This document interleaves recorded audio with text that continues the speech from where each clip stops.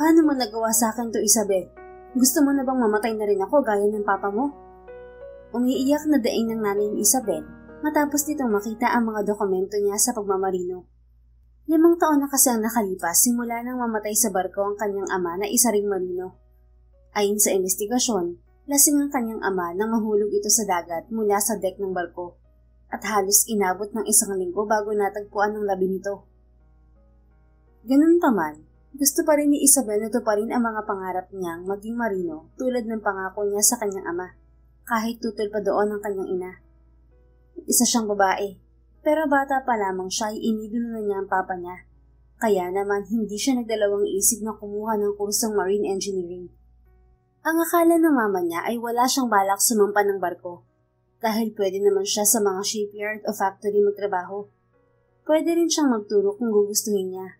Pero talagang gusto niyang sundin ang pangarap niya na makasampa ng barko at magdayag sa buong mundo, kaya lakas loob niyang sinuway ang ina. Hingit sa kaalaman nito na nagtitraining siya ng ilang linggo para tuluyan ng makasampa ng barko. Doon siya nag-apply sa dating company ng kanyang ama. Kahit patay na ang kanyang ama ay parang ito pa rin ang backer niya, kaya agad siyang natanggap sa trabaho. Ma, pangarap ko kasi to. Alam mo naman yan, hindi ba? At saka, sino po bang magmamana ng maiwang yapak ni Papa kundi ako lang? Wala akong pakialam kung walang magmana, Isabel. Ang importante sa akin ay ang kapakanan mo. Doon namatay ang Papa mo. Sa tingin mo ba yung papanatag akong ipadala ka rin doon? At sa isang kumpanya pa talaga, anak? Ma, masakit man aminin pero alam natin kasalanan ni Papa kung bakit siya nahulog sa barko. Hindi natin pwedeng isisi sa shipping company ang nangyari kay Papa. Isabel, huwag kang magsalita ng ganyan sa papa mo. Nagsasabi lang po ako ng totoo, Mama. Kasalanan niya kung bakit siya namatay. Kaya please lang, huwag mo namang gawing dahilan ng nangyari sa kanya para hadlangan ang mga pangarap ko. Hindi natatapos sa pagkamatay ni Papa ang buhay natin. Kailangan nating mag-move on, Ma. Kailangan mong mag-move on. Anya sabay talikod sa ina. At kahit alam niyang labis na ikakagalit ng kanyang ina ang pagtuloy niya sa pagmamarino, ipinagpatuloy pa rin niya ang pag-abot sa mga pangarap niya. Hindi naman siya nabigo dahil makalipas ang ilang buwan ng pagtutyaga sa training and certification at pag-aayos ng papeles, ay ito na nga, nakatakda na siyang sumampa sa barko. Huwag mo nang alalahanin si Mama, kami nang bahala sa kanya. Anang panganay niyang kapatid na si Oliver. Hinatid siya nito sa airport, patungo siya ng UK.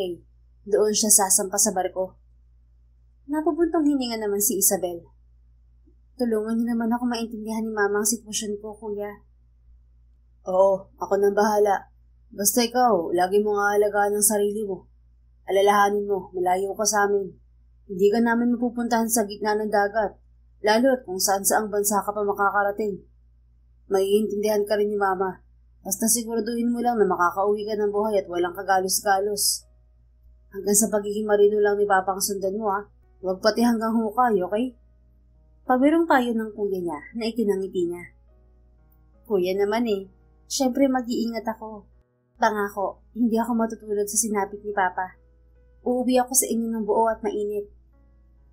Siguraduhin mo lang, Isabel. Matanda ng mama natin para pagdaanan ko ulit ang sakit na mawalan ng mahal sa buhay. Alam ko naman, Kuya. Huwag kayong mag-alala. Kaya ko ito at pagbubutihin ko.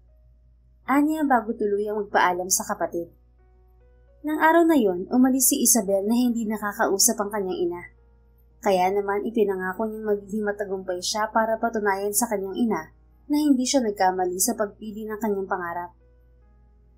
Samantala, para namang natuklaw ng ahas si Leandro nang makita si Isabel sa personal na noon ay sa mga larawan lamang nakikita ng binata dahil sa ama ng dalaga na dating shipmate nito sa barko. Deck cadet pa lang noon si Leandro at sa lahat ng mga kasama niya sa barko, ang dating shipmate ang pinaka-close niya kahit napakalaki ng agwat nito sa edad niyang 25. At sa sobrang pagkagiliw ng Ginoo kay Leandro, ay umabot sila sa puntong gustong ireto ng Ginoo ang nag-iisa nitong babae anak kay Leandro.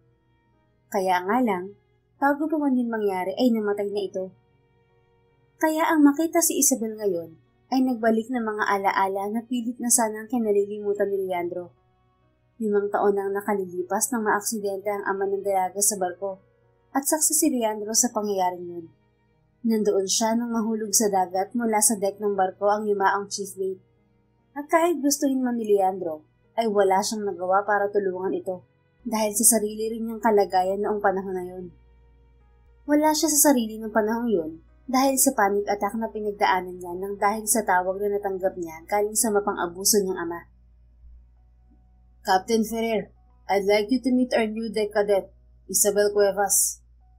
Introduce ni Anton kay Isabel at Leandro. Si Anton ang third mate ng barko. Good morning, Captain. Magalang na bati ni Isabel sa binata. Ngiti-ngiti pa ito. Itinaas naman ni Leandro ang kanyang kilay. Pilit pinipigilan ng sarili na masilaw sa ganda ng dalaga. Good morning. Tila walang ganang bati rin niya sa kabinalingan si Anton. Nasabi mo na ba sa kanya mga duties and responsibilities niya, Anton? Yes, Captain. Well-oriented na si Isabel at ready na magtrabaho. Magaling yan, Captain. Anak ni Captain Cuevas. Good. Dispatch mo na siya. Sabi niya bago tinalikuran ng dalawa. Hindi pinansin ang huling sinabi ng kasama. Tila nakahinga naman siya ng maluwag nang makalayo na sa mga ito. Ngayon niya lang nakita ng personal si Isabel, ngunit hindi na niya agad nagugustuhan ang epekto nito sa kanya. Kaya naman, hanggang sa kaya niya ay iiwasan niya ang dalaga. Ngunit masyado yung mahirap para sa kanya, lalo na't nasa iisang barko lamang sila. Bukod pa roon, panay rin ang lapit ni Isabel sa kanya, dahil nga nangangapa pa ito sa trabaho. Isang buwan na sa barko si Isabel, pero palpak pa rin ang ginagawa nitong mga reports. Hindi na tuloy niya alam kung sinasadya ba ng babae na pumalpak palagi sa trabaho o para lamang mapansin niya. Ano na naman to, Cuevas? Hindi mapigilang mapahingsal ni Leandro nang makita ang reports na ipinasa ni Isabel. Oy, Captain, ikaw pala yan. May problema ba? Bali walang bunga dito sa kanya nang malingunan siya. Tinaasan niya ng kilay ang dalaga. Nagtatanong ka pa talaga? Tingnan mo nga itong mga reports na ginawa mo. Tingin mo ba may mga saysay ang mga yan, Cuevas? Mali na naman. Mahinang bulong nito, ngunit rinig na rinig niya. Napabuga pa ito ng hangin. Tinatanong mo pa talaga yan? May nagawa ka na bang tama simula nang dumating ka rito? Alam mo, napapaisip ako kung paano ka nakapasa sa training at nakapasok rito kung palagi ka namang palpak. Engineer ka pa naman, pero simpleng instruction hindi mo magawa at masunod. Isabel beat her lower lip and lowered her head. I'm sorry, Captain. I'll redo it right away. Napabuntong hininga naman si Leandro. Your sorries won't cut it, Cuevas.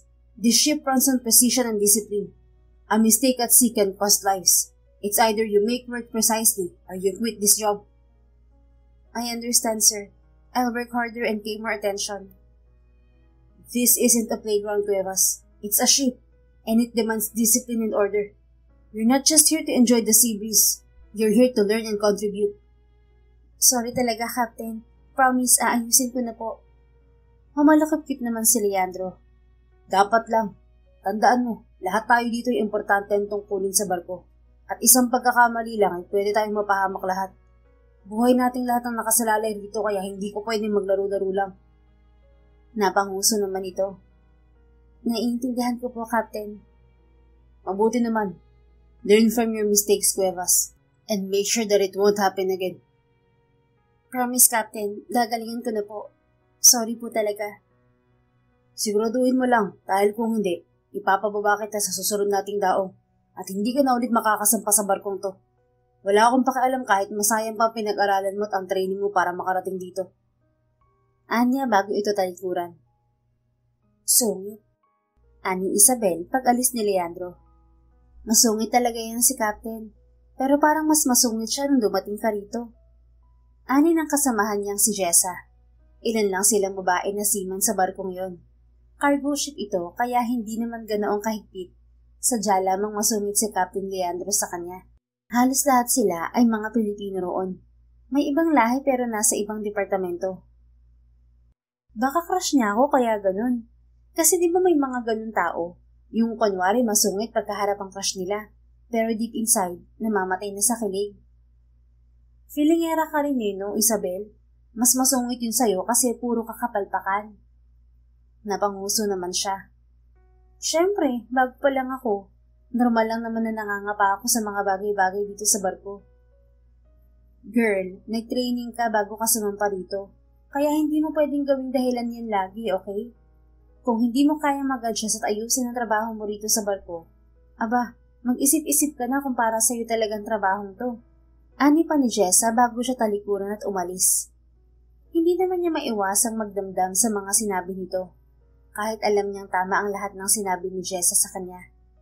Kaya naman, bago pa mapuno ng tuluyan si Leandro sa kanya at pababain siya ng barko, mas nagsumika pa siya sa pagtatrabaho.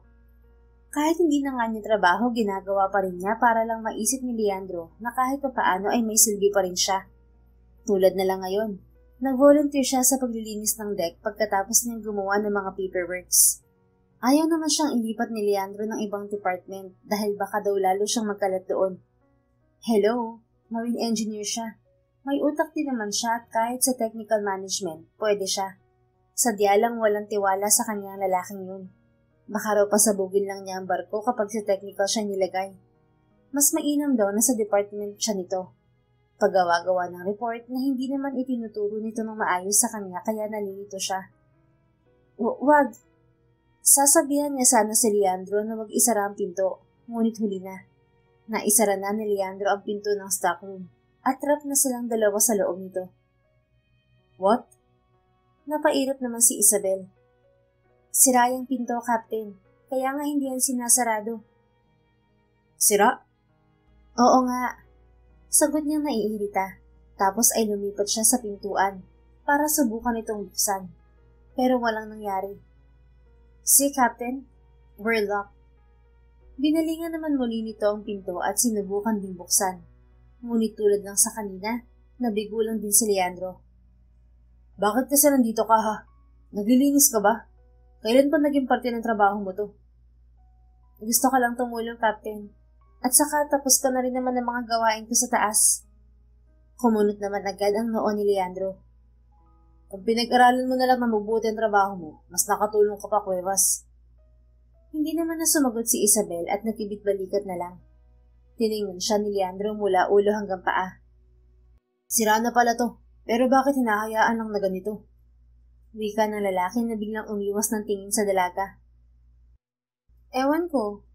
Bakit? Isisisi mo na naman ba sa akin yan? Hindi ko naman kasalanan na sira yung doorknob na yan. At lalong hindi ko kasalanan na matrap tayong dalawa rito dahil tinanggal mo ang harang sa pinto. Tinatanong ko lang kung bakit hinayaang ganito ang pinto, Cuevas. Wala akong iniisip na kasalanan mo to. Wala pa. Pero sure ako na maya-maya iisipin mo na naman na kasalanan ko na naman to. Ganun naman lagi, di ba, Captain? You're overthinking, Cuevas. Nagtatanong lang ako at hindi kita sisisihin. Dahil tulad ng sinabi mo, inalis ko ang harang ng pinto. Sawa kong may kasalanan. Nakibit-balikat naman si Isabel. Kasalanan mo. Lagi kasing ako ang sinisisi mo pag may maling nangyari.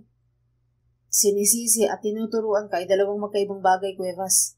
At hindi kita pinapagalitan para lang sa wala. Ginagawa ko yun para matuto ka, okay? Grabe naman pala yung pagtuturo mo, Captain. Nakakasakit. Parang sinasampal ako ng katotohanan na hindi para sa akin ang trabahong to. Kitang-kita ni Isabel kung paano kumunot lalo ang noon ni Leandro sa sinabi niya. Kaya bago pa man ito makapagsalita, umiling na siya. Naiintindihan ko naman ang kasalanan ko. Aminado naman akong palpak talaga ang mga kilos ko madalas. Pero alam mo yun, masakit din kasi minsan eh. Sinusubukan ko naman yung best ko kaso ayun, kulang talaga palagi. Hindi naman maiwasang kumirot ang puso ni Leandro sa mga narinig mula kay Isabel. Alam niyang naging malupit siya rito. Ngunit yun ay para na rin sa sarili nitong kapakanan. Gusto niyang magsumikap ito para mas matuto pa sa propesyong pinasok nito at maging matagumpay sa huli. Kaya lang, hindi niya alam na ganun pala ang naging epekto ng paghihigpit niya sa dalaga. Na ganito na pala ang nararamdaman ni Isabel sa mga ginawa niya. Kung nahihirapan ka na, bakit hindi ka na lang bumaba ng barko at humanap ng ibang trabaho? Anya sa dalaga. Nakaupo na sila sa sahig ng stockroom. Naghihintay na may magbukas ng pinto para sa kanila. Dahil kahit anong pilit niyang buksan ng pinto at kalampag niya roon, ay wala namang nangyayari. At sinuswerte talaga sila dahil pareho silang walang dalang transceiver radio. Ayoko nga. Gusto ko rito. Pangarap ko to, kaya bakit ako susuko? Sabi ni Isabel. Kahit pangarap mo pa to, kung hindi naman para sa'yo, bakit may pipilit? Sinamaan siya ng tingin ni Isabel. Wala naman kasing madaling trabaho, lalo na sa buhay. At saka nga nangako ako sa papa ko na susundan ko ang mga yapak niya. Kaya kahit gaano man kahirap, kahit gaano pa kasamang ugali mo sa akin, hindi ako susuko. Parang pinigha ang puso ni Leandro sa mga narinig mula kay Isabel, lalo na't nabanggit nito ang yumaong ama.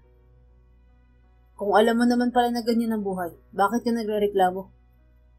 Hindi ako nagrereklamo, Captain. Nag-vent out lang ako. Para naman gumaan-gaan ang pakiramdam ko sa lahat ng sama ng loob na ibinigay mo sa akin. Hindi maiwasang mapasinghan ni Leandro sa narinig. Ganun pa man, hindi na siya nagsalita pa. Alam mo ba, Captain? Dating chief mate nitong barko na to ang papa ko. 2 dekada rin siya nagsilbi rito bago siya namatay. Sayang lang dahil hindi niya nahintay na makasampa ako. Ang saya sana kung nagkasama man lang kami rito bago siya mag-retire sa pagtatrabaho. Kwento ni Isabel nang hindi na siya nagsalita ulit. Nakatingin lang siya kay Isabel habang nagsasalita ito. Noon pa man, kahit sa mga larawan niya lang nakikita si Isabel, ay gandang-ganda na siya rito. Ngunit ngayong nasa harapan na niya ito at nasisinagan lang ng kaunting liwanag galing sa maliit na bintana ng stockroom, hindi niya maitatangging mas maganda ito. Bakit siya namatay? Tanong niya kahit alam naman niya ang dahilan. Nahulog sa dagat mula sa deck nitong barko. Lasing siya kaya hindi na niya nailigtas pa ang sarili niya nang mahulog siya.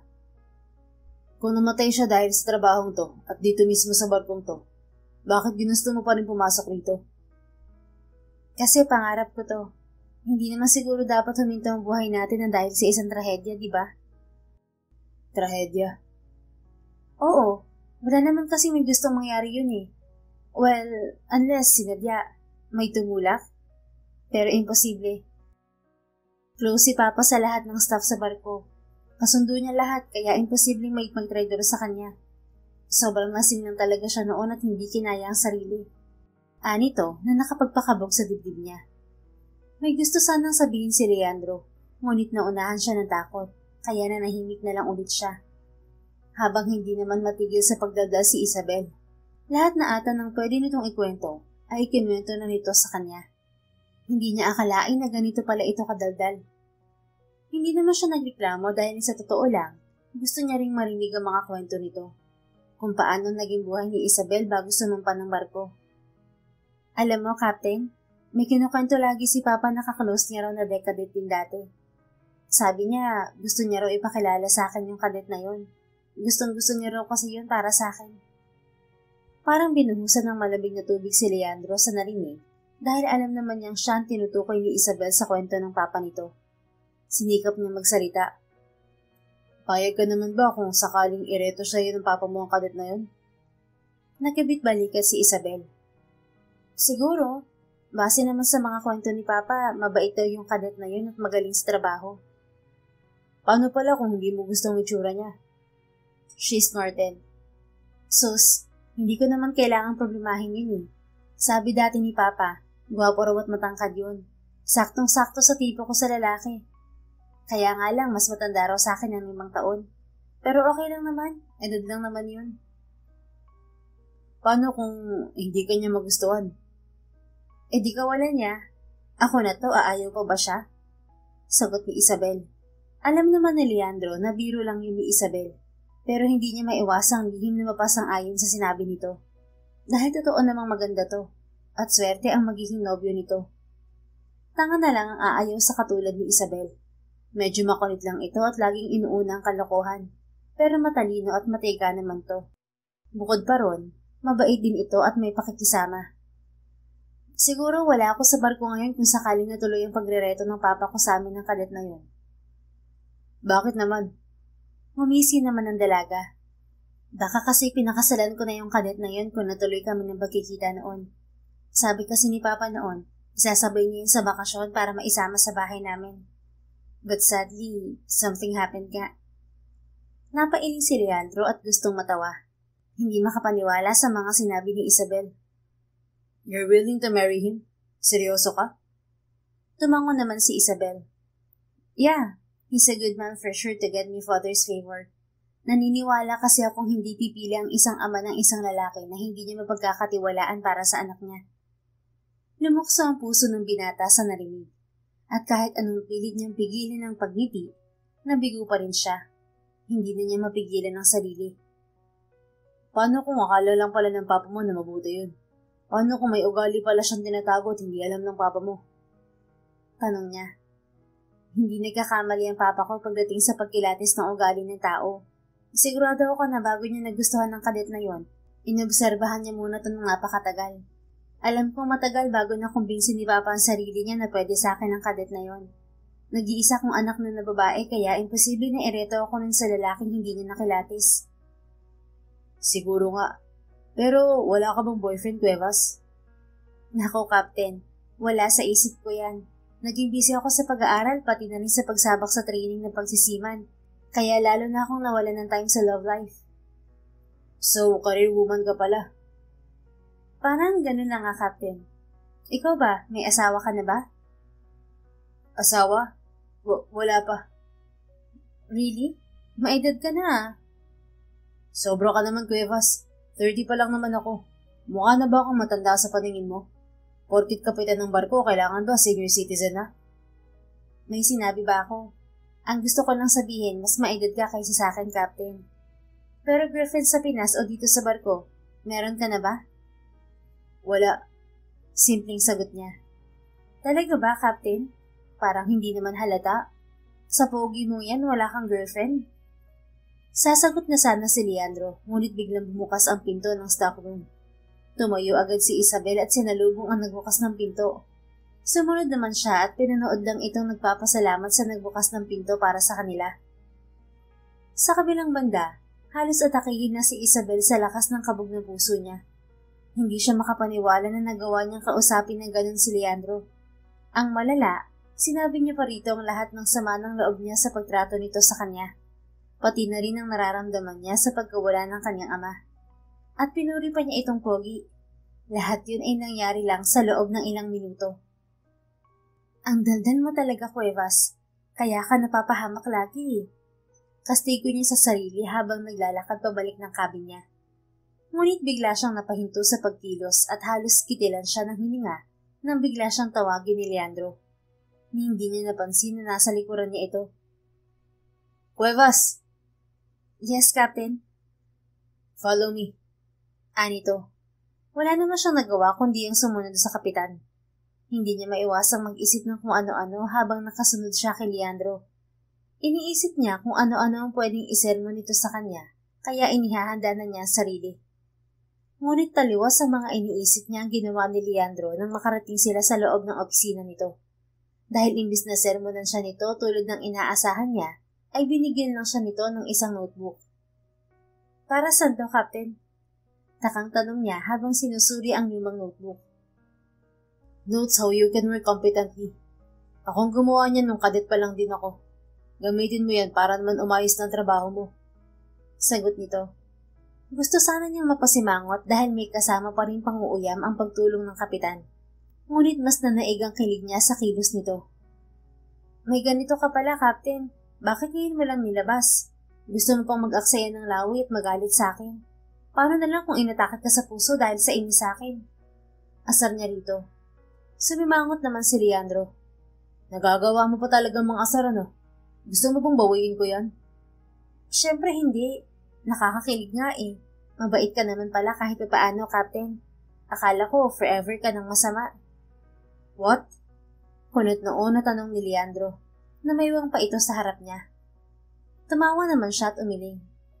Siyempre, joke lang yun, Captain. Magagalit ka na naman agad eh. Ang puso mo po. Kita mo yung noo mo? Nagkakaroon na ng wrinkles dahil sa inis. Puro kakalokohan, Cuevas. Pag hindi mo pa rin naayos ang trabaho mo, sinasabi ko talaga sa'yo, ihuhulog na kita dyan sa dagat. Ganti naman ni Leandro. Hindi naman maiwasang kiligin ni Isabel dahil kahit ganun ang sinabi nito, nakangisi naman ito, kaya alam niyang nakikipag-asaran din si Leandro sa kanya. Kaya para hindi masayang ang effort nito sa pagbibigay ng note sa kanya, pinagbuti na niya lalo ang pagtatrabaho ng mga sumunod na araw.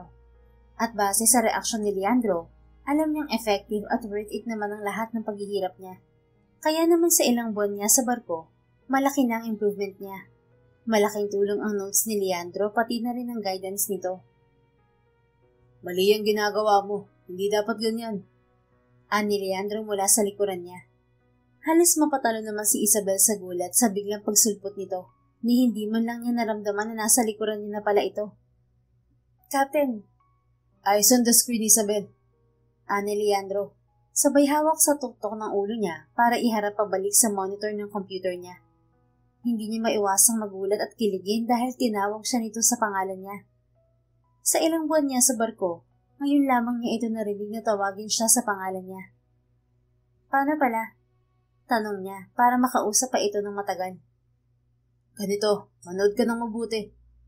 Ani Leandro sabay kuha sa mouse at keyboard ng computer niya. Nasa magkabilang gilid niya ang mga braso nito at halos hindi na siya makahinga sa sobrang lapit ni Leandro sa kanya. Na kung igagalaw niya ang ulo, mahahalikan niya ito. You should have mastered doing this by now, Isabel. Ilang buwan ka na rito. Napairap naman siya. Oo, mastered ko na sana yan kung may nagtuturo lang na maayos. Kaso nga walang ganun, kaya hindi ko rin matutunan ng maayos. Kaya nga tinuturuan ka ngayon, di ba? Alam ko na ang kasunod nito, Captain. Pagagalitan mo lang din ako mamaya kasi palpak na naman ako. Kaya ka napapagalitan kasi inuuna mo laging daldal kaysa intindihin ng mga tinuturo sa'yo. Sagot naman ni Leandro, sabay tutok ng paningin sa monitor. Ang sabihin mo, inuuna kasi nang nagtuturo na magalit kaysa magturo ng maayos. Talaga ba? Ganyan ba kasama ang tingin mo sa akin? Sagot pa ni Leandro. Rinig na rinig niya ang pangaasar sa tono ng boses nito. Oo, talaga. Masisisi mo ba ako, ha? Simula nung dumating ako dito, wala ka nang ginawa kundi ang sermonan ako. Tinalo mo pang nanay ko sa kakasermon mo sa akin. What? Wala. Ituro mo na lang kasi sa akin kung paano. Nang mahinahon, please. Anya rito. Humuso pa siya at pumikit-pikit para magpakitrito. At tila effective naman yun kay Leandro dahil ngumisi lang ito sa kanya at nagpatuloy na sa pagtuturo sa dalaga. Kaya naman, pinagbutihan niya palalo at kitang-kita niyang epekto niyon sa pakikitungo ni Leandro sa kanya. Naging mas mahinahon na ito at kung magkakamali man ulit siya, tinuturuan na lamang siya nito ng tamang gawin imbis na pagalitan. Nakakausap na rin niya ito tungkol sa ibang bagay. Tumatawa na rin sa mga jokes niya. At mas madalas na rin niya itong nakakasama dahil nakakasabay na siya sa mga gawain sa barko. Kaya naman, nabuhay lalo ang pag-asa niyang pwede siyang mapansin ni Leandro nang higit pa sa kasamahan nito. Nang higit pa sa minsan ay pabigat na kadet sa barko. Ngunit lahat ng pangarap niya tungkol sa kanilang dalawa ni Leandro ay gumuho nang minsang magkaroon ng kasiyahan sa barko at makita niya itong kausap si Cynthia, ang second mate ng barko. Matagal nang pansin ni Isabel ang panglalandi ni Cynthia kay Leandro, ngunit hindi siya na-bother dito noon dahil tulad niya, hindi rin pinapansin ni Leandro si Cynthia. Subalit tila nagbago rin ang pakikitungo ni Leandro kay Cynthia kasabay ng pagbabago ng pakikitungo nito sa kanya. Selos ka, no? Bulong ni Caleb sa gilid niya. Inirapan naman niya ito. Ano naman pakialam mo? Nagkibit balikat ito. Sabi ko naman sa'yo, wala kang pag-asa dyan kay Captain. Hindi ikaw ang tipo ng babae niyan. Yan, si Cynthia ang type niya. Maganda, sexy, at higit sa lahat, matalino at magaling sa trabaho. Ano naman sa akin? Hinihingi ko bang opinion mo, ha? At saka bakit ka ba nandito? Doon ka nga. Irita niyang bugaw kay Caleb. Ngunit bago pa man makatayo si Caleb ay may humatak na sa kanya palayo rito.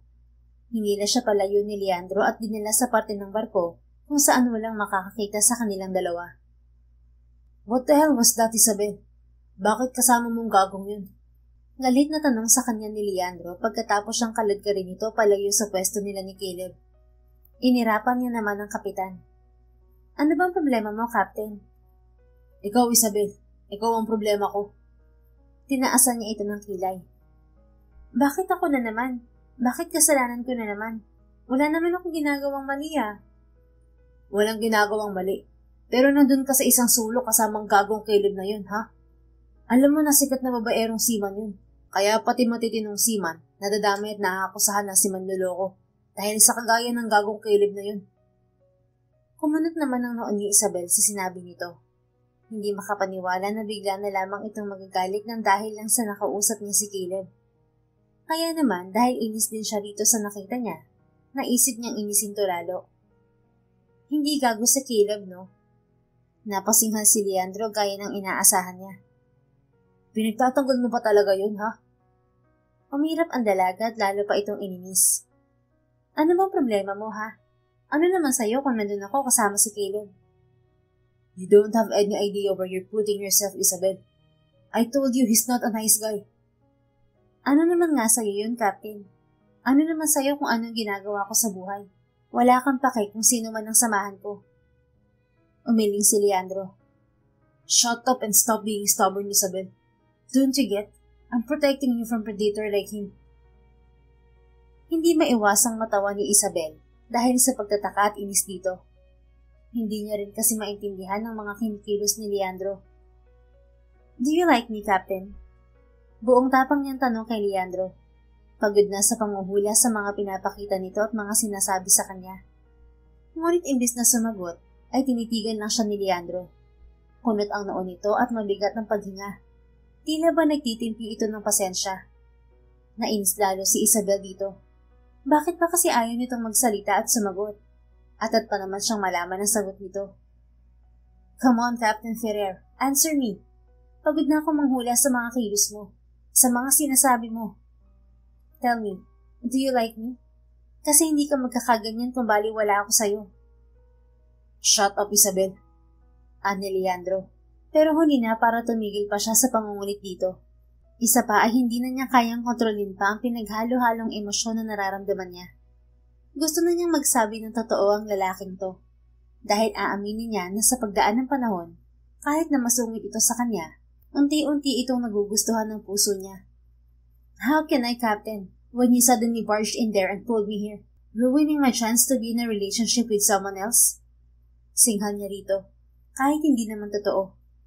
Kumunot naman lalo ang noon ni Leandro. Yan ba ang pinunta mo rito, Isabel? Para magka-boyfriend? At ang lalaking yun pa talaga napili mo? Talaga ba, Isabel? Pipili ka na lang din yung gago pang yun. Sa tingin mo ba matutuwa ang tatay mo ngayon sa'yo niyan?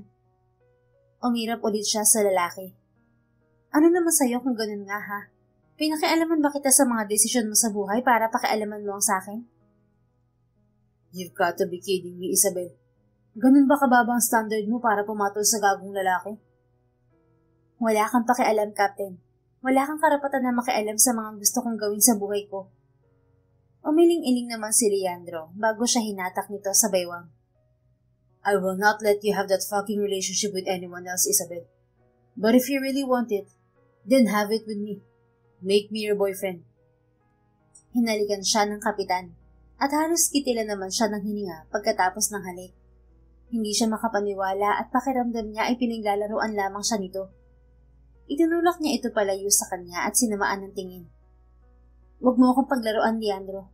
Hindi porke gusto kita ay hahayaan kitang paglaruan mo na lang ang damdamin ko ng ganito. At hindi porke superior kita sa trabaho, gaganin-ganyanin mo na lang ako. Pwede kitang ireklamo for abusing your workmate. Ngumiti ng mapakla si Leandro. Sino bang nagsabi na nakikipaglaro ako sa iyo, Isabel? Sa tingin mo ba ay mag-aaksaya ako ng oras para gawin ang lahat ng to para lang paglaruan ka? Kayang-kaya kitang paibigin kahit wala akong gawin. Napasinghap naman si Isabel sa kayabangan ng tono ni Leandro. Ang yabang mo rin no? At paano ako nakakasiguro kung kanina lang ay nandun ka at nakasabit sa'yo na parang hindi kayang tumayo mag-isa ng Cynthia na yon, ha? Napangisi naman si Leandro. Ang selosa mo naman. Huwag kang mag-alala. Wala kang dapat ipagselos dahil ikaw lang ang mag-isa para sa akin. Ikaw lang ang gusto ko, Isabel. Hindi naman naiwasang mapangangan ni Isabel sa narinig. Nagawa mo pa talagang magbiro ng ganyan?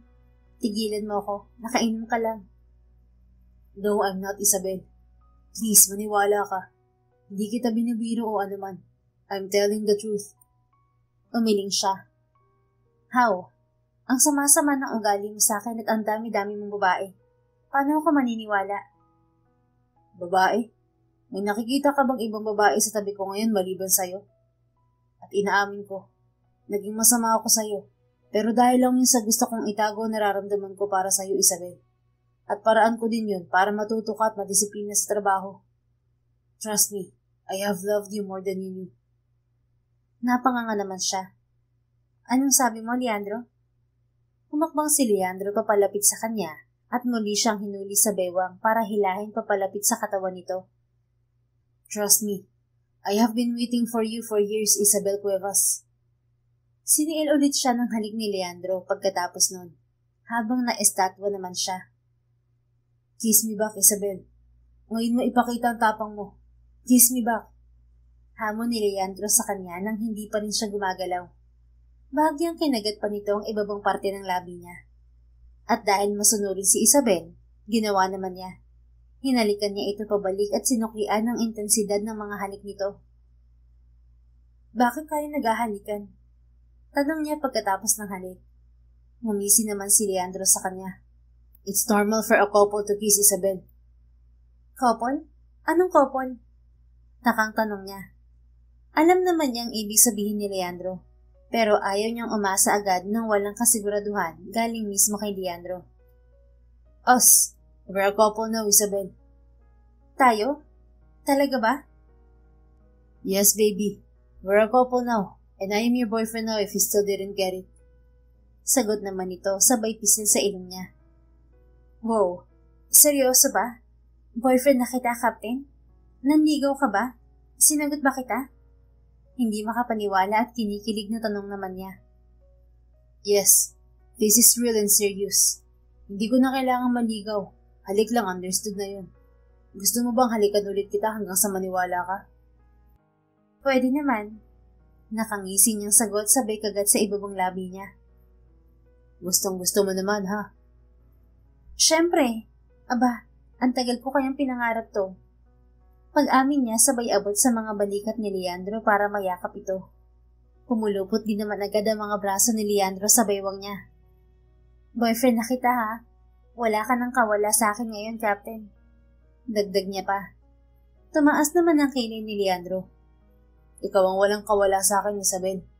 Huwag na huwag ka nang lalapit kay Caleb, okay? Alam kong kursunada ka ng si manloloko na yun.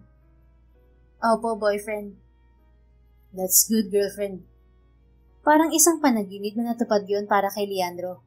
Hindi niya inakala na pwede pa palang mangyari ang sa kanila ni Isabel.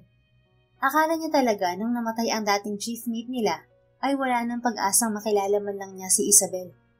Ngunit siguro nga ay merong ibang plano ang tadhana para sa kanila. At ito na yun. Sila na ngang dalawa ngayon.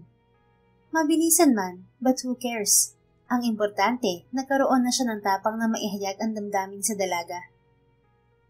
You like me, huh? Ulit na tanong ni Isabel sa kanya. Tila naniniguro pa rin.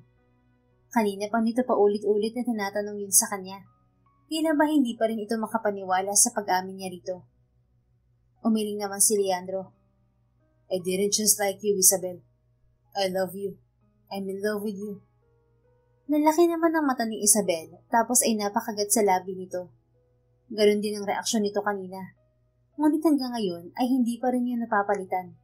Palagi pa rin itong nagugulat. Wait, kinikilig ako, Captain. Pero I love you too, Captain. Hindi mapigil ang matawan ni Leandro sa kakulitan nito. Ang kulit mo, Isabel.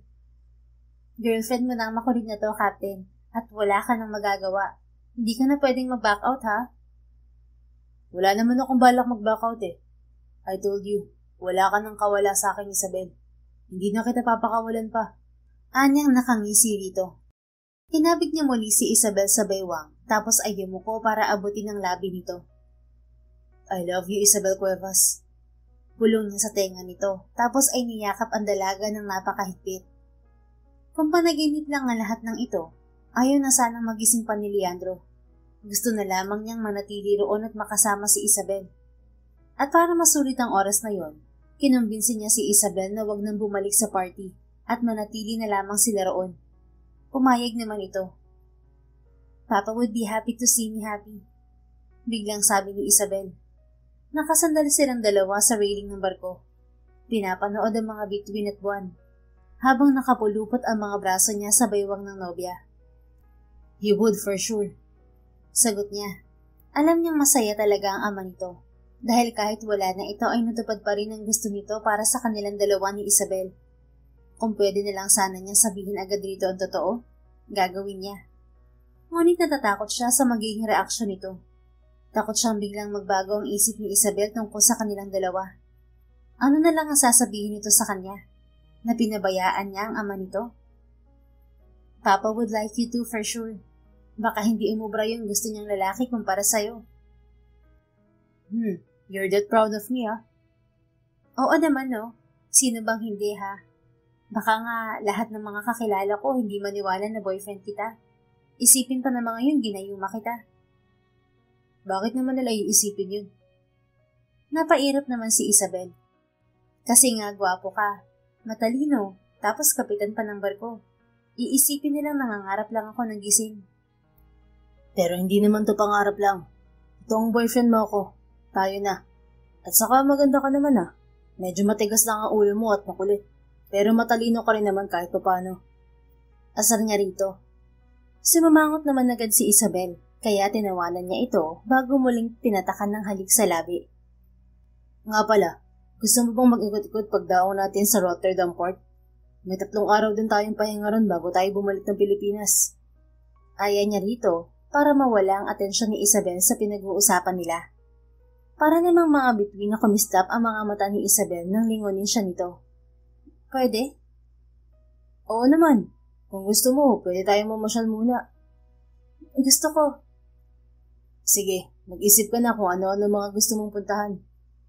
Anya, tapos ay niyakap pa ito ng mas mahigpit. Mabilis naman na lumipas sa mga araw, at dumating na ang pinakahihintay na araw ni Isabel.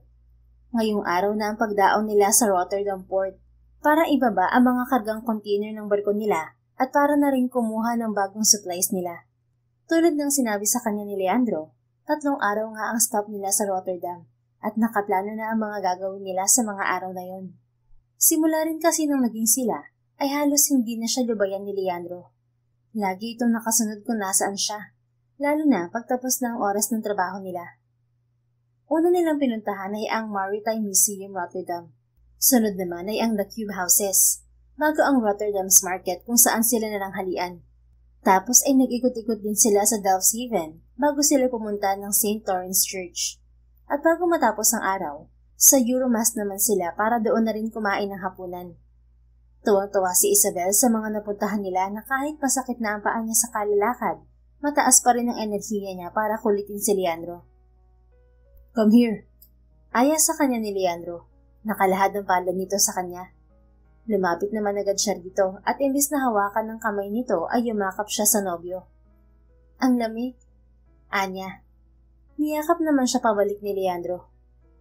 Gusto mo lang makachancing eh. Wow, ako pa? Sino kaya ang bigla-bigla na lang nang hahalik? Natatawang tinaasan naman siya ni Leandro ng kilay. Parang lugi ka pa. Ayaw mo bang hinahalikan kita? Natawa naman siya. Siyempre gusto. Hindi naman ako nagrereklamo ah. Ganun naman pala eh. Ani Leandro sabay yuko para abutin ang labi niya para sa isang halik na bulta-bultahin ng kuryente ang hatid sa buong sistema niya. I love you. Bulong ni Isabel rito pagkatapos ng halik. Ngumiti naman si Leandro at muli siyang pinatakan ng halik sa mga labi. I love you more, baby. Noong gabing yun, dahil pagod na silang dalawa, ay napagpasyahan nilang mag-check-in na lamang sa pinakamalapit na hotel, kaysa magbiyahe pa sila pabalik ng port. Are you sure you're fine with us staying in one room? Tanong ni Isabel sa nobyo. Natawa naman ng binata dahil imbis na itong nagtatanong niyon kay Isabel, ang dalaga pang nagtanong niyon. Bakit? Hindi ba kita mapagkakatiwalaan na makasama sa isang kwarto? Biro nito sa dalaga. Umirap naman agad si Isabel. Ang feeling mo rin kamo, no? Hindi ka naman ganyan dati. Naiiling na nagkibit-balikat si Leandro, tapos ay inabot ang kamay ni Isabel para hilahin papalapit. Ikaw, ayos lang ba sa'yo na magkasama tayo sa kwarto? Ayos lang naman. Wala ka namang gagawin sa akin na hindi ko gusto, hindi ba? Depende. Asar nitong pangiti-ngiti. Hoy, anong depende ka dyan, ha? At bakit ka nakangiti? Ngiting may binabala ko. Natatawang tiningnan ni Leandro si Isabel na nagpapanik. Don't worry, baby. I won't do anything you don't like. We will just really sleep and rest, okay? I respect you. Alam mo yan. Mabuti naman. Ani Isabel. Hindi naman siya nangangamba kay Leandro. Dahil madami silang pagkakataon na masolo ang isa't isa sa barko. Pero never siyang ginawa ng binata ng bagay na lalampas sa limitasyon niya. Hanggang halik at yakap lamang ang kaya niyang ibigay dito sa ngayon. Ngunit nang hilahin siya ng nobyo para halikan ay gumanti din si Isabel. Tila ba nakalimutan na nila ang pinag-usapan nila ilang segundo pa lamang ang nakalipas. Ang maalam na halik ay nauwi sa pagtatalik. Natauhan na lang sila ng pareho na silang naghahabol ng hininga pagkatapos nilang gawin yon. I will marry you, babe. Ani Leandro bago hinalikan si Isabel sa noo. Hinatakpan nito lalo si Isabel para mayakap ng mahigpit. Hindi ba masyadong mabilis, Leandro? Umiling naman to. Gusto sanang sabihin ni Leandro na ilang taon na itong naghihintay sa dalaga. Ngunit hindi pa rin ito magawa at masabi. Kahit gaano pa man to kabilis, papakasalan pa rin kita, Isabel.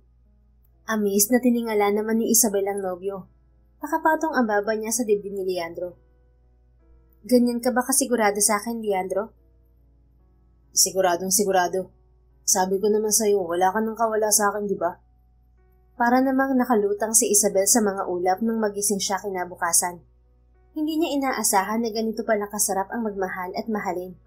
Buong akala niya kasi noon ay hindi siya makikita ni Leandro na higit pa sa kadet na kinaiinisan nito dahil palaging palpak sa trabaho. Kaya ang makita ito ngayon na mahimbing na natutulog sa tabi niya habang mahigpit ang yakap sa kanya ay labis na ikinagagalak ng puso niya. Pinanood niya si Leandro habang tulog ito. Kinakabisado ang bawat detalye ng mukha nito, mula sa kilay, mata, ilong at labi. Hanggang sa dumako ang mga mata niya sa balikat nito pababa sa kalahati ng katawan ni Leandro, at habang nakikita niya ang nakalantad na katawan nito ay napapakunot ang noo niya.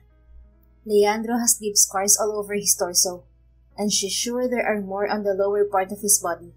Gusto niya sanang siguruhin ang iniisip niya, ngunit nagising na ito bago pa man niya iyon magawa. Good morning, baby. Bati ni Leandro sa kanya sabay halik sa noo niya. Na ano to, babe? Tanong na niya sa nobyo nang hindi makatiis. Hinawakan niya pa ang mga peklat nito. Hinuli naman ito ang kamay niya, tapos ay dinala sa labi nito. Wala yan, aksidente lang. Aksidente? Gano'ng kalala ang aksidente mo at ganito karami at lalim ang mga scars mo? Huwag mo nang isipin yung mga yan. Tapos naman na yung mga yan eh. Ani na lang ni Leandro. Gusto niya sanang kulitin ito, ngunit sa paraan ng pagkakasabi ni Leandro, alam niyang ayaw na nitong pag-usapan pa ang tungkol sa bagay na yun.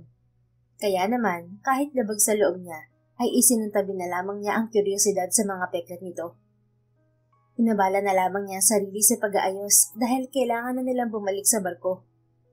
Ilang mga linggo pa ang lumipas at narating na rin nila ang Pilipinas. May 3 linggo sila na pahinga bago lumayag ulit. At hindi na mapigilan pa ni Isabel ang ma-excite na ipakilala si Leandro sa pamilya niya. Ngayon lang siya mag-uuwi ng lalaki sa kanila kaya hindi rin niya maiwasan ng kabahan. Ganun pa man, alam niyang hindi naman tututol ang mama at kuya niya sa kanilang dalawa ni Leandro. At bago sila tuluyang umuwi sa kanilang pamilya, may inihandang pagsasalo ang mga kasamahan nila sa barko dahil kaarawan din ng chief mate nila. At sa hindi inaasahan, dumalo sa kasiyahan ng dating kapitan ng barko. Ito ang kapitan bago si Leandro. Kilala ito ni Isabel. Ninong! Masaya at gulat na tawag ni Isabel sa dating kapitan ng barko na dumating to. Bel! Salubong nito sa kanya. Kamusta po, Ninong? Mabuti naman ako, Iha. Ikaw, kamusta ka naman dito sa barko? Nagkibit-balikat naman siya. Mabuti rin po, Ninong. Inaalagaan naman nila ako. Nasanay na rin po ako sa katagalan. Bumaling naman ito kay Leandro na nasa likuran niya. Si Leandro nga po pala, Ninong, boyfriend ko. Pakilala niya kay Leandro. Ngiting-ngiti pa siya. Tumaas ang kilay ng ninong niya at taas noong binalingan si Leandro. Magandang gabi, Captain. Magalang na ani Leandro. Tumango naman ang dating kapitan kay Leandro. Magandang gabi rin. Kumusta ka, Leandro? Mabuti naman po, Captain. Nangyari rin pala, no? Boyfriend ka na ng inaanak ko. Nakangiti ngunit may kahulugang saad nito. Nitong bumaling naman si Isabel kay Leandro. Nagtataka sa kung anong ibig sabihin ng matanda. Yes, Captain. Tipid lang nitong sagot. Humalakhak naman ang matanda. Siguradong tawang-tawa ang kumpare ko dahil nagkatotoo rin ang plano niya sa inyo. What do you mean, Ninong? Leandro, singit ni Isabel nang hindi na nakatiis. Wala naman, Iha. Nakakatawa lang na natupad din sa wakas ang pangarap ng papa mo na magkakilala kayo nitong si Leandro. Gustong-gusto niya tong batang to para sa'yo. Nakakalungkot lang na hindi na niya naabutan pang pagkakataong to. Si Papa? Gusto niya si Leandro para sa akin? Paano po? Bumani siya kay Leandro. Magkakilala kayo ng Papa ko, Leandro? Siyempre naman, Iha. Ang Ginoo ang sumagot. Close ang papa mo at itong si Leandro noon. Paborito niya nga itong batang to noon eh. Sayang lang talaga at wala na siya ngayon. Hindi ko alam ang tungkol dyan. Hindi nasabi sa akin ni Leandro, Ninong. I'm sorry. I'm still trying to find the right time. Bulong sa kanya ni Leandro. Bakit naman kailangan pa nun? Nagbuntong hininga naman si Leandro, tapos ay umiling sa kanya. Nakahalata naman ng dating kapitan. Intindihin mo na lang, Iha. Mahirap din to kay Leandro lalo na't nasaksihan niya ang pagkamatay ng papa mo noon. Panigurado na nasaktan din siya lalo na't ama na rin ang trato niya sa papa mo. Tama ba ako, Leandro? Anang ninong niya. Hindi makapaniwala na bumaling naman si Isabel kay Leandro. You were there, Leandro? Yes, baby. I will explain, okay? But not now. Napanganga naman si Isabel sa pinaghalong gulat at sakit. Really, huh? Isabel, please. I will explain after the party. Please. What's happening? Singit ng ninong niya, pero umiling lamang si Isabel dito. Excuse me, Ninong. CR lang po ako. Anya bago tumalikod sa mga ito at umalis. Sumunod naman agad si Leandro sa kanya matapos magalang na nagpaalam sa dating kapitan. Isabel, please, listen to me. I will explain. Ulit nito nang mahabol siya. Galit naman niyang binalingan si Leandro tapos ay dinuro-duro ito sa dibdib. Nandun ka pala? Nakita mo, Leandro? Nakita mo kung paano nahulog ang papa ko mula sa deck ng barko. Nandun ka pero wala kang ginawa para iligtas siya, ha? How dare you? Itinuring ka pa niyang anak tapos hindi mo lang siya sinaklolohan? Isabel, makinig ka muna, please. Makinig? Bakit? Anong pakikinggan ko mula sa'yo? Kung paano mo pinanood lang natangayin ng mga alon ng tatay ko? Kung paano umabot ng halos 1 linggo bago niyo nahanap ang bangkay niya? Yun ba, Leandro? O baka naman may kinalaman ka sa pagkahulog niya? Wala, Isabel. Wala akong kinalaman. Please, pakinggan mo muna ako. Pilit na nilunok ni Isabel ang tila batong nakabikig sa lalamunan niya habang walang tigil na tumutulo ang mga luha niya. Nagtiwala ako sa'yo, Leandro. Minahal kita. Pero bakit may ganito? Bakit itinago mo sa akin ang bagay na to? Alam mo naman kung gaano kasakit para sa akin ang pagkawala ng tatay ko, di ba? Makinig ka muna, please. Magpapaliwanag ako, baby. Umiling-iling siya. Save your explanation to yourself, Leandro. That explanation has been long overdue. It no longer makes sense now. Ang dami mong chance para sabihin sa akin ng lahat pero hindi mo sinabi. Pinagmukha mo akong tanga. Tapos matagal mo na pala akong kilala. Para akong timang na inakala na wala kang alam tungkol sa akin. Baby, please, hear me out. Pakiusap pa ni Leandro. Ngunit masyadong gulat at nasaktan si Isabel para pakinggan ang sasabihin nito sa kanya. Hindi niya na rin alam kung kaya pa ba niyang pakinggan ang mga sasabihin nito. Pakiramdam niya ay pinaglaruan siya ni Leandro, lalo na't ilang beses niyang nasabi rito ang mga nararamdaman niya sa pagkawala ng kanyang ama. Na sa lahat ng tao, si Leandro ang nakakaalam ng lahat ng nasa isip niya. Kaya ang malamang may koneksyon ito sa pagkamatay ng kanyang ama ay labis na nakakasakit sa kanya. Wala siyang pakialam kung may kasalanan man ito o wala sa pagkamatay ng papa niya. Ang punto niya ay hindi siya dapat pinaglihiman ni Leandro. Bago pa umalis ang barko sa Pilipinas, nagpasa na ng resignation letter si Isabel sa shipping company. Walang kaalam-alam si Leandro na sa paglalayag nilang muli ay hindi na nila kasama ang babaeng pinakamamahal. Sa kabilang banda, Pakiramdam naman ni Leandro ay nananaginip lamang siya. Hindi siya makapaniwala sa sobrang bilis ng mga pangyayari. Parang kailan lang ay walang paglagyan ng kasiyahang nararamdaman niya dahil sa wakas ay kasama at nobya na niya si Isabel. Ngunit sa isang iglap ay guguho lang rin pala ang lahat. Wala naman siyang balak na ilihim ang lahat kay Isabel. Alam niyang kailangan niyang sabihin dito ang koneksyon niya sa trahedya ng ama nito. Sadyang hindi pa lang niya kayang ikwento rito ang lahat ng iyon kay Isabel. Takot din siyang isipin nito na pinabayaan niya ang ama nito, na nangyari nga ayon sa huling mga nasambit ng dalaga sa kanya. Halos hindi siya makapagtrabaho nang malaman niyang nag-resign na si Isabel. Kaya naman nang matapos niya ang kontrata sa shipping company, ay nagpaalam na muna siya na hindi na muna sasampa ng barko. Ayaw niyang idamay ang trabaho sa problema niya. Halos gabi-gabi niyang nilulunod ang sarili sa pag-iisip at pag-iinom. Tama na yan pare, nilalason mo na ang sarili mo. Pigil sa kanya ni Alex, ang best friend niya. Sabay agaw sa hawak niyang baso ng alak. Pinuntahan siya ng kaibigan sa bahay niya na naipundar niya sa ilang taong pagsisiman. Napangisi naman siya. Tingin mo ba may gana pa akong mabuhay pagkatapos ng nangyari ha? Ano ka ba pare? Babae lang yun. May iba ka pang mahahanap. Hindi. Hindi isang babae lang si Isabel, Alex. Mahal na mahal ko siya. Ang tagal kong hinintay ang pagkakataon na maging akin siya. Tapos mawawala lang pala siya ng ganun kabilis sa akin. Pero iniwan ka niya ng ganun-ganun lang, di ba? Kumahal ka rin ng Isabel na yun. Hindi ka niya ihiwalayan ng basta-basta lang. Umiling siya. No, hindi mo naiintindihan. Kasalanan ko. Nandun ako nang mamatay ang papa niya pero wala akong nagawa. Leandro, siyang hindi nakakaintindi. Dahil magkaibang walang ginawa sa walang nagawa. May dahilan ka kaya wala kang nagawa. Sana pinakinggan man lang niya. Napatitig naman siya kay Alex dahil kahit papaano ay tama ito. Alam ni Alex lahat ng mga pinagdaanan niya at isa ito sa mga tumulong sa kanya para maisaayos ang buhay niya at marating kung sino at nasaan man siya ngayon. At ngayong nasa ganong sitwasyon na naman siya, si Alex na naman ang nasa tabi niya para damayan siya. I should have told her about the truth before she found it out from someone else. Sabi niya. Suminghal naman si Alex. She could have asked you for a reason before she decided to break your heart and left you hanging pare. Hindi ko siya masisisi. Gusto ko siyang puntahan sa kanila pero nahihiya ako at natatakot na masumbatan na naman niya. Pagtatanggol niya sa dalaga. Napabuntong hininga naman si Alex, ngunit hindi na lamang ito nagsalita pa. Lumipas pa mga araw at unti-unti nang nauubusan ng pag-asa si Leandro na magkakaayos pa sila ni Isabel, lalo na't hindi na niya ito makausap.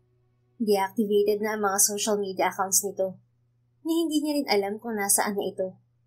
Minsan siyang naglakas ng loob na tumawag sa contact number sa bahay ng dalaga. Ngunit ang sabi ng nakausap niya na palagay niya ay kuya ni Isabel, wala na raw sa poder ng mga ito ang dalaga.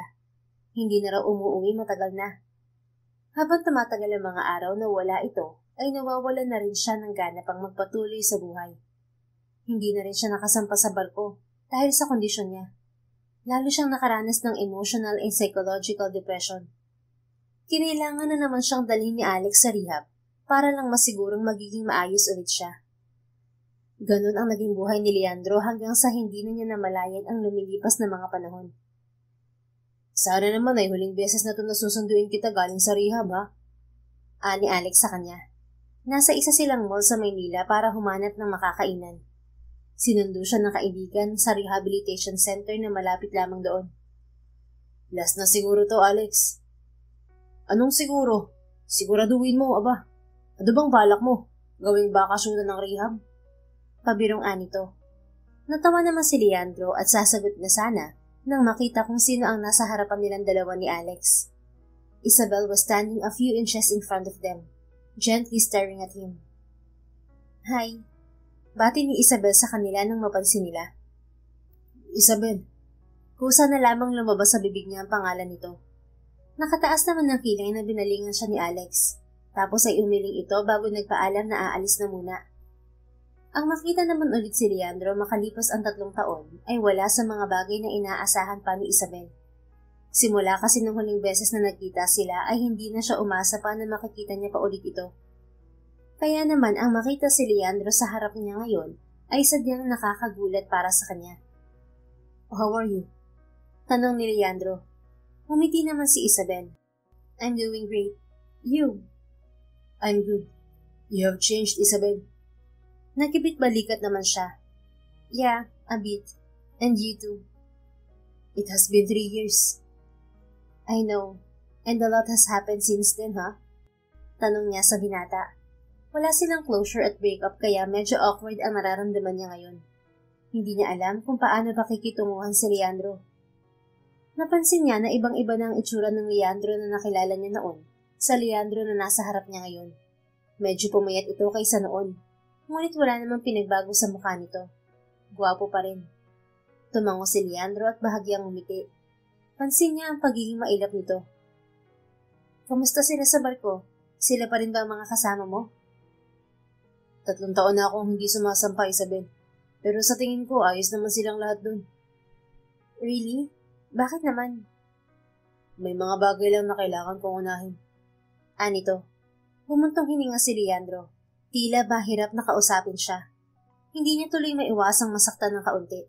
3 years na rin kasi nung lipas, kaya hindi na siya magtataka kung wala na itong pagmamahal sa kanya. Tapos iniwan pa niya ito na walang paalam. Ganun ba? Sayang naman pala ang pagiging kapitan mo kung hindi mo pala na ituloy. Sabi na lang niya. Nagkabit-balikat lamang si Leandro bago siya tinitigan. Anyway, do you have time for coffee? Tanong ni Leandro. Tumingin si Isabel sa relo. Ang totoo ay may bibihin lang naman siya sa mall, pero pwede naman niyang ipagpaliban. Kaya naman maya-maya ay nasa isang coffee shop na sila at magkaharap sa isang mesa, habang nagpapakiramdaman at panakanakang humihigop ng kape. Hanggang sa si Leandro na rin ang nagbukas ng paksa. Galit ka pa rin ba sa akin, Isabel? Yung totoo? Hindi naman ako galit sa'yo, Leandro. Nasaktan lang ako na itinago mo sa akin ang alam mo sa pagkamatay ng papa ko. Sagot niya kahit naiilang sa paraan ng pagtitig nito sa kanya. Tumango ito. Naiintindihan ko. Hindi kita masisisi. But I want to know why you didn't help him when he fell off the sea. Umiling si Leandro. It's not that I didn't, Isabel. I just couldn't. I really wanted to help him but I couldn't. What do you mean? Tulad ng kwento sa'yo ng papa mo, kadet pa lang ako noon. Nagsisimula pa lang ako. At noong mga panahong yun, marami pa akong pinagdadaanan na ang papa mo lamang ang nasabihan ko. Alam niya ang lahat ng problema, sakit at hirap na pinagdadaanan ko noong mga panahong yun. Kaya naman nung nakita niya akong nagbabalak ng tumalon, pinigilan niya agad ako kahit hirap siya. Napabugan ng hangin si Leandro sa kamuling nagkwento. Masakit dito na alalahanin ng nakaraan. He was very drunk that time, Isabel, and I was very disoriented when he lost his balance and fell off the deck. I couldn't move. I wanted to jump and help him, save him, but I couldn't. My feet were glued to my spot and my body was stunned from all the mixed emotions I was feeling. Napatakip naman si Isabel ng bibig sa mga narinig. Why? Why would you jump off the deck, Leandro? I was in a state of chaos back then, Isabel. I was having a panic attack when your father found me. He was looking for me because I was absent at the party. I didn't attend because I was having an anxiety attack triggered by a phone call I received that night. My father, who abused me as a child, called me and demanded a sum of money from me. If I refused, he will hunt me down. He claimed he would ensure I could never set foot on a ship again if he found me. At 22, I knew I couldn't stand up to him, and the trauma from that call was overwhelming. I thought of ending my life to end my misery. Leandro. Umiling si Leandro. Your dad was nothing but good to me, and to see him die before my eyes is very painful for me too. But I couldn't do anything, Isabel. I wanted to jump and help, but the chaos in my head was so overwhelming that all I could do was cry as I watched him drown and die. Sobrang sakit, Isabel. Para na rin ako nawala ng ama nung panahon yun. Sinisi ko ang sarili ko sa pagkamatay niya. Kumirot naman ang puso ni Isabel sa mga narinig. Hindi niya ma-imagine kung gaano kahirap para kay Leandro ang sitwasyong yun. Nasasaktan siyang malaman na may ganong nakaraan to. Malayong malayo sa pagkakakilala niya rito. Was that the reason for your scars? The abuse? And if you have the tendency, why were you allowed to see Leandro? Napanganga naman si Leandro. Hindi siguro inaasahan na alam niya ang tungkol sa bagay na yun. Tumango naman ito sa huli. I had been clear for years, Isabel. I went to a series of therapy sessions after I left my father's house, and I was already cleared a year before I worked on the ship. Akala ko ayos na ako, ngunit isang tawag lang ay gumuho lahat ng pinaghirapan ko. After that, nagpahinga ako ng ilang buwan sa trabaho at nagpa-therapy. Naging okay ng lahat hanggang sa magkakilala tayo. You mean, pagka-resign ko, nagkaroon ka na naman ng severe depression kaya hindi ka na sumakay ng barko? Tumango si Leandro. Ayos ka na ba? Kailangan mo ba ng tulong? At yung papa mo, nasa na siya? Umiling naman ito. I went back on therapy again, Isabel, at natapos ko na yun ngayong linggo lang. And as for my father, marami siyang pinagkakautangan at yun ang dahilan ng pagkamatay niya. Somebody killed him. I'm sorry to hear all this, but glad you're doing well now, Leandro. Anya, sabihin mo, may ambag ba ako sa pagbabalik ng depression mo? Tumango muli si Leandro. Sobra ako nasaktan sa pag-iwan mo sa akin, Isabel. Hindi ko kinaya kaya bumaba na lang ako ng barko. Tinangka ko namang ipagtanong ka pero wala ka na raw sa bahay mo. But maybe my effort wasn't good enough due to my pride. I'm sorry, Leandro. Pero tama ka. Matagal na akong hindi umuwi sa bahay namin. Dito na ako sa Manila naninirahan at nagtatrabaho. Ang marinig ang lahat ng yun mula kay Leandro ay talagang nakakadurog ng puso ni Isabel. Kahit minsan ay hindi niya naisip na pwedeng pagdaanan ni Leandro ang mga bagay na yun. Kilala niya ito bilang isang matatag na kapitan, masungit madalas, ngunit mabait din at may puso sa mga kasamahan. Kung nalaman niya lang sana ang lahat ng ito ng mas maaga, hindi niya gagawin ang naging desisyon na nagawa niya sa nakalipas na 3 taon. Kaya naman, bago pa siya unahan ng takot, ay buong tapang niyang isiniwalat kay Leandro ang sikretong 3 taon na niyang itinago rito. Leandro, I need to tell you something. Takang tinitigan naman siya ni Leandro. What is it? We have a daughter, Leandro. Pag-amin niya kahit abot-abot ang kabog ng dibdib niya. Takot sa magiging reaksyon nito. We have a what? A daughter. We have a daughter, Leandro. Para namang estatwa si Leandro sa mga narinig mula kay Isabel. Hindi ito makapaniwala na may anak sila at ngayon lamang nito yun nalaman. Itinago ni Isabel ang tungkol sa kanilang anak. May anak tayo, Isabel? Tumango si Isabel. Yeah, she's 2 years old now and I named her Luna. Napaatras naman ito at kasabay nun ay ang pagtulo ng mga luhang kanina pa nito pinipigilang mahulog mula sa mga mata. Bakit, Isabel? Ganun ba kalaki ang sama ng loob mo sa akin para pati ang tungkol sa anak natin ay itago mo sa akin? Gumaganti ka ba? Sobra ba kitang nasaktan para gawin mo sa akin ang bagay na to? Naghihinampong tanong ito. Umiling-iling naman si Isabel. What can I do, Leandro? Hiwalay na tayo nung nalaman kong buntis ako. At sobra ako nasaktan sa mga nalaman ko. Kaya paano ko sasabihin sa'yo na nabuntis mo ako? Kahit pa, may karapatan akong malaman ng lahat, Isabel. May karapatan ako sa'yo at sa anak natin. Alam mo kung paano ako lalapitan, pero hindi mo ginawa. Bakit? Nandun dapat ako para sa'yo at sa anak natin. Nangihina na sambat nito kay Isabel. I'm sorry, Leandro. I was so blinded by my own pain. Tapos itinakwil pa ako ni Mama. Gulong-gulo na ako noon. Ilang beses kong tinangka na tawagan ka o i-email, pero pinipigilan ko ang sarili ko. Naisip ko na wag ka nalang guluhin. Pero siguro, panahon na nagdesisyon para sa akin.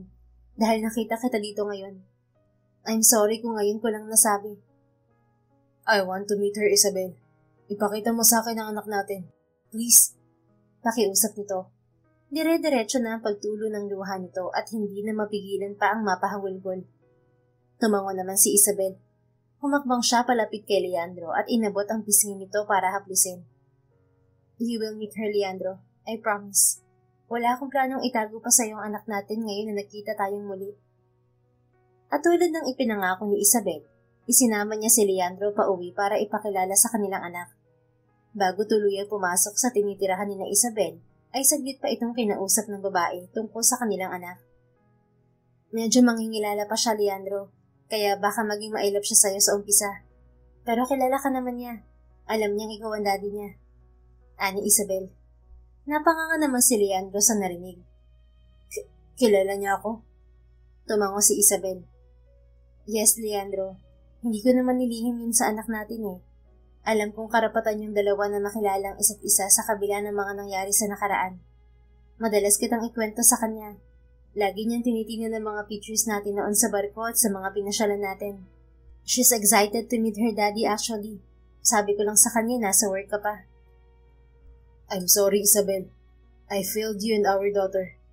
Kung pinush ko lang sana ang panunuyo at paghahanap sa'yo noon, hindi mo sana dinanas mag-isa na palakihin si Luna. Natalo ako ng kahinaan. Natalo ako ng emosyon. Sorry, Isabel.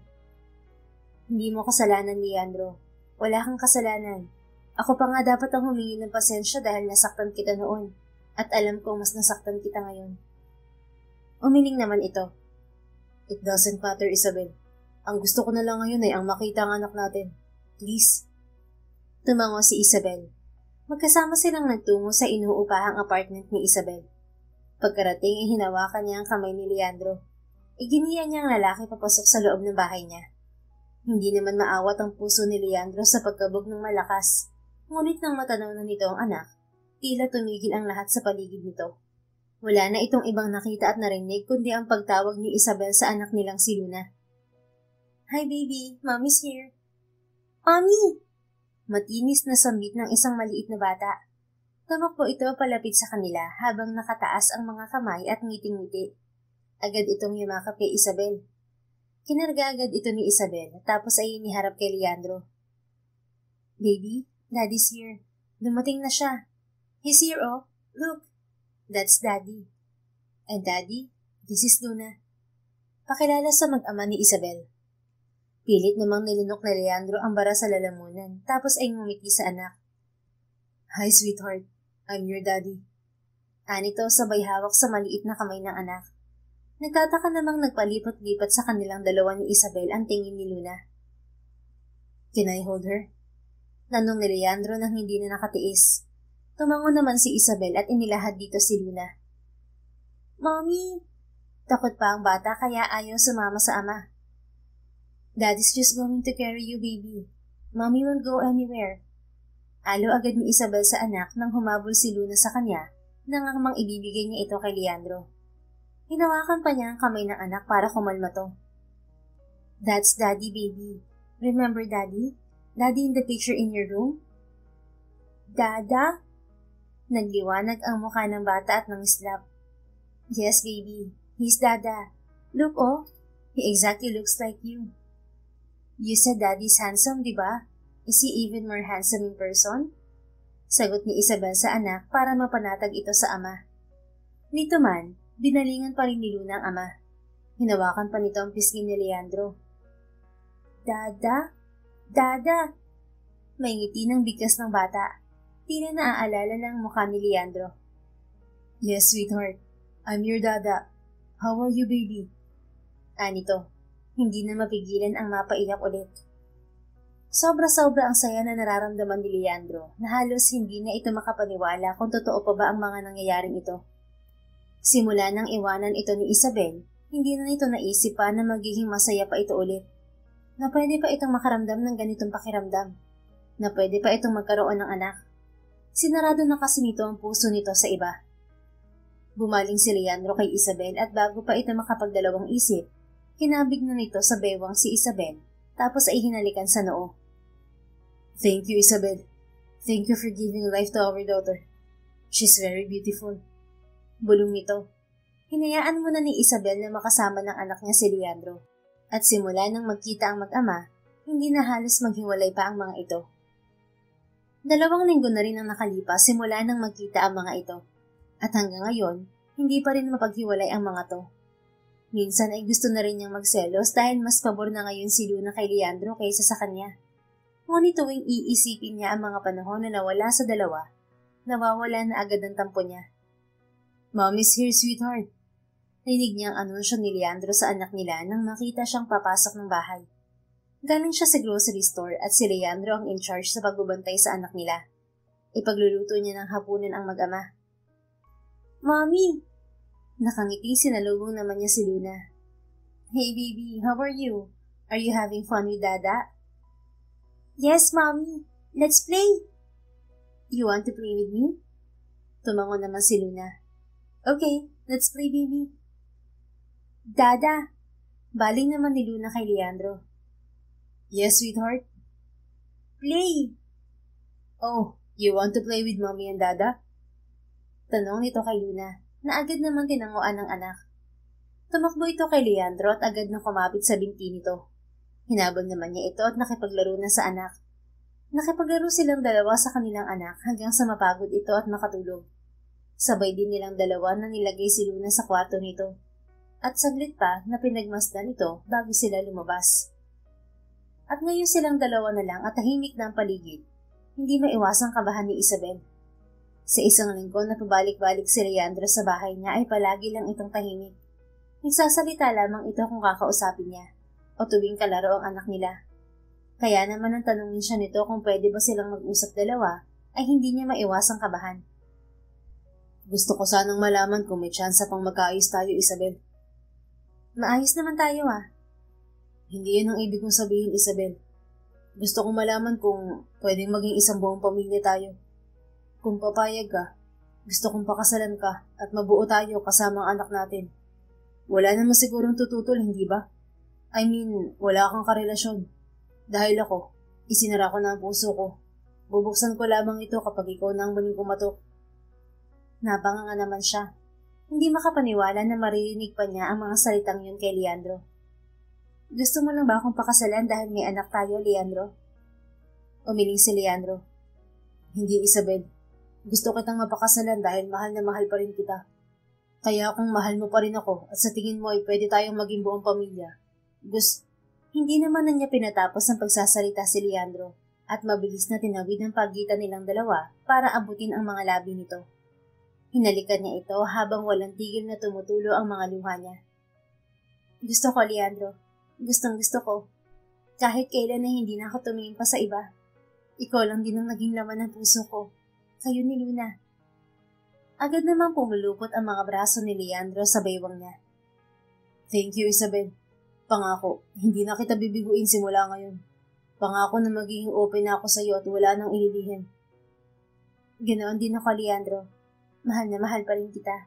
Walang nagbago kahit lumipas man ang panahon. I love you too, my Isabel. I really miss you. Nung isang linggo ko pang gustong sabihin sa'yo kung gaano kita na-miss at kung gaano ko na-miss ang yakap mo at pagmamahal. Bakit hindi mo sinabi? May ngiti sa labing tanong ni Isabel. Nag-aalangan kasi ako. Ayokong umasa sa wala. Sa ganda mong yan, pinaniwala akong sarili ko na baka may iba ka nang minamahal. Pero sa ilang araw kong pag-oobserba sa'yo, napatunayan kong wala ka namang boyfriend. Kaya naman bago ka pa mapunta sa iba, naglakas loob na ako ngayon na sabihin sa'yo ang gusto ko at sabihin sa'yo kung gaano pa rin kita kamahal.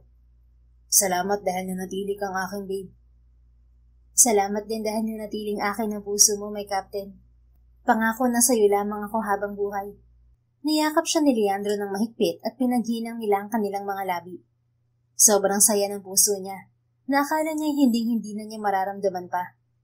Simula kasi na maghiwalay silang dalawa ni Leandro at malaman niyang buntis siya, wala na siyang ibang naramdaman pa kundi lungkot at sakit. At lalo pa yung nadagdagan nang itakwil siya ng kanyang ina dahil sa pag-uwi niyang buntis. Nagtatrabaho na siya ngayon sa isang factory bilang engineer. May taga-alaga siya kay Luna sa tuwing nasa trabaho siya. Mas pinili niyang wag nang guluhin ang mama niya para na rin patunayan sa sarili niya na kaya niyang palakihin si Luna ng mag-isa. Pero ngayon nakasama na ulit niya si Leandro at mabubuo na ang pamilya niya. Halos wala nang paglagyan ng kasiyahan niya. Hindi na siya mag-iisa na magtataguyod sa anak nila. May katuwang na siya.